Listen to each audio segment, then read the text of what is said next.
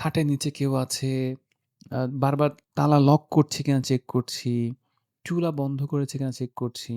এই যে টেনডেন্সি গুলো এটা হচ্ছে একটা অবসেসিভ থটস।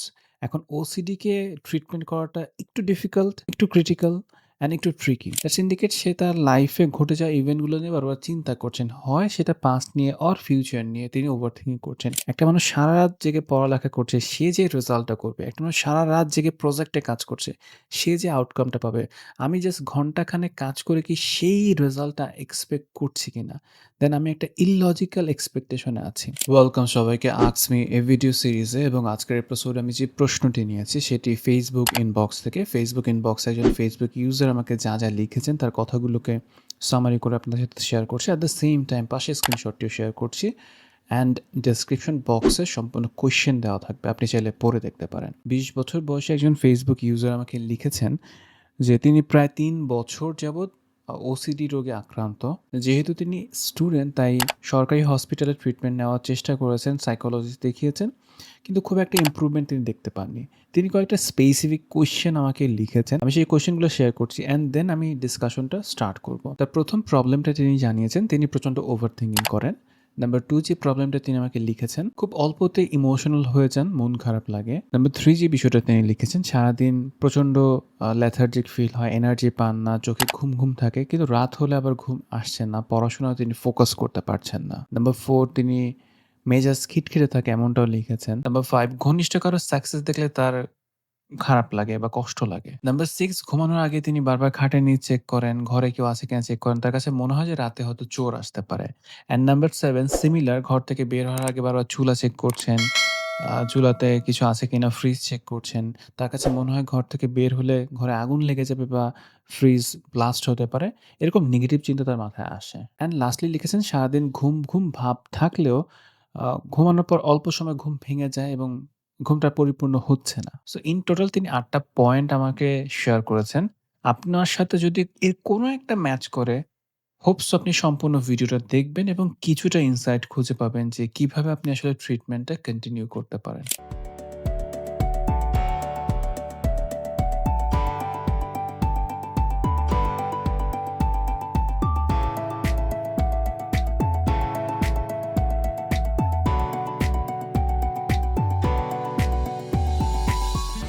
ডিসকাশনটা শুরু করার আগে আমি বলব যে আমি এই ৮ টা পয়েন্টকে ৩ টা ক্যাটেগরিতে ভাগ করছি।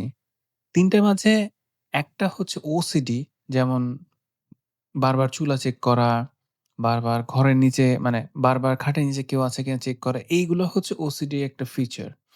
নাম্বার 2 হচ্ছে তার ইমোশন রেগুলেট তিনি করতে পারছেন না। এটা হচ্ছে একটা প্রসেস। অ্যান্ড নাম্বার 3 হচ্ছে তিনি বারবার ওভারথিংক করছেন। দ্যাটস ইন্ডিকেট সে তার লাইফে ঘটে যাওয়া ইভেন্ট গুলো নিয়ে বারবার চিন্তা করছেন। হয় সেটা পাস্ট নিয়ে অর ফিউচার নিয়ে তিনি ওভারথিংকিং করছেন। এই ৩ টা ক্যাটেগরির মধ্যে তার ৮ টা কোয়েশ্চেনই কভার করছে। ১ম এ আমি যে বিষয়টা অ্যাড্রেস করতে চাই, ওভারথিংকিং। আমি অলরেডি ওভারথিংকিং নিয়ে একটা ভিডিও করেছি, কাইন্ড অফ ইন্টারভেনশন রিলেটেড। আপনি যদি থেরাপিস্টের কাছে যাওয়ার মতো মেন্টালি প্রিপেয়ার্ড না, ফাইন্যান্সিয়ালি প্রিপেয়ার্ড না, আপনি কিভাবে নিজের এই ওভারথিংকিং গুলো থেকে ওভারকাম করতে পারেন। দেখেন, ওভারথিংকিং মানে হচ্ছে আপনার কোনো একটা ইভেন্ট নিয়ে আপনি বারবার চিন্তা করছেন, রাইট? যে অতীতে একটা ঘটনা ঘটেছে, সেই ইভেন্টটা নিয়ে আপনি বারবার প্রসেস করছেন। ব্রেইনের মধ্যে। প্রসেসিংটা কিন্তু ব্রেইনে হচ্ছে। তো আপনি যেটা করবেন, আগে আমার এই ভিডিওটা দেখবেন। আমি এই ভিডিওতে যথেষ্ট ডিটেইলসে ওভারথিংকিং থেকে ওভারকাম করার প্রসিডিউর গুলো বলেছি, ইন্টারভেনশন গুলো বলেছি এবং রিসার্চ ডকুমেন্ট সহ বলেছি। সো আপনি ওই ভিডিওটা দেখলে আমি বিলিভ করি এবং আপনি যদি ওটা প্র্যাকটিস করেন তাহলে এই ওভারথিংকিং থেকে নিজেকে ওভারকাম করতে পারবেন। নাম্বার 2 যে বিষয়টা, ওসিডি বিষয়টা নিয়ে আমি একটু কথা বলব। খাটের নিচে কেউ আছে, বারবার তালা লক করছে কিনা চেক করছি, চুলা বন্ধ করেছে কিনা চেক করছি। এই যে টেনডেন্সি গুলো এটা হচ্ছে একটা অবসেসিভ থটস। এখন ওসিডি কে ট্রিটমেন্ট করাটা একটু ডিফিকাল্ট, একটু ক্রিটিক্যাল অ্যান্ড একটু ট্রিকি।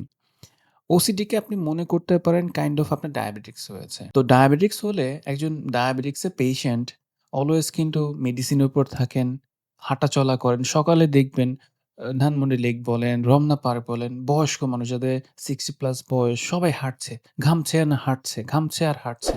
তারা ঘামছেন আর হাঁটছেন। তারা কিন্তু মনের সুখে হাঁটছেন তা না। তারা এই ডায়াবেটিকস কন্ট্রোল করার জন্য হাঁটছেন। সো ওসিডি পেশেন্টের ক্ষেত্রে বা ক্লায়েন্টের ক্ষেত্রে আমি অলওয়েজ বলি আপনাকে মেডিকেশনের জন্য সাইকিয়াট্রিস্টের কাছে যেতেই হবে। আপনি মেডিকেশন নিবেন। এখানে শুধু কাউন্সেলিং বা শুধু থেরাপি সবসময় ওয়ার্ক নাও করতে পারে। এগেইন শুধু মেডিসিনও ওয়ার্ক নাও করতে পারে। ২ টাকে কম্বাইনলি কাজ করাতে হবে। সো আপনি মেডিকেশন নিবেন।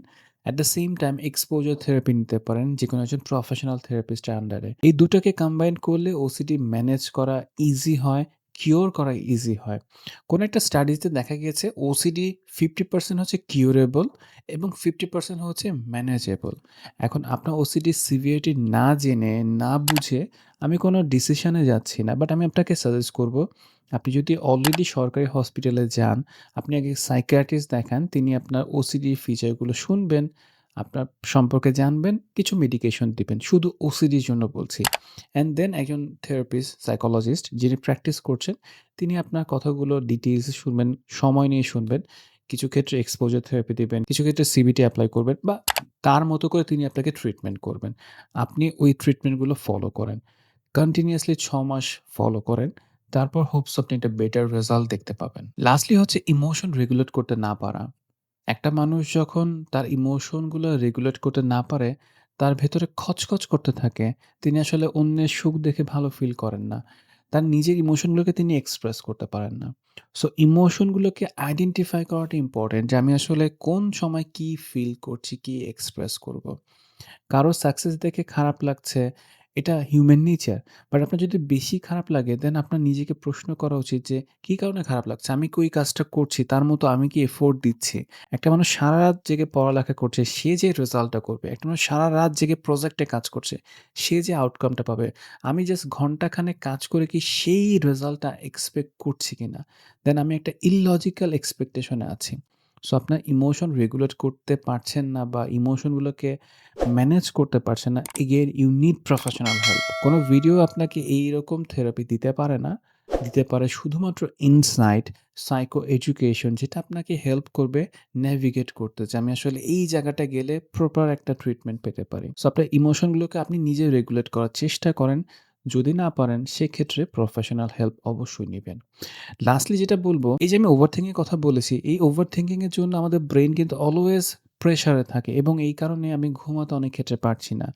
সো আপনি মেডিসিনের ডক্টর দেখাতে পারেন, আপনি সাইকিয়াট্রিস্ট দেখাতে পারেন, আপনার নিউরনগুলোকে কুল করার জন্য। যদি থেরাপি সেশন না নিতে চান, দেন অবশ্যই সাইকিয়াট্রিস্টের কাছে যান, মেডিসিনের ডক্টরের কাছে যান, যিনি আপনাকে মেডিসিন দিবেন, যে মেডিকেশনগুলো ফলো করলে হোপস আপনি ইমপ্রুভ করবেন।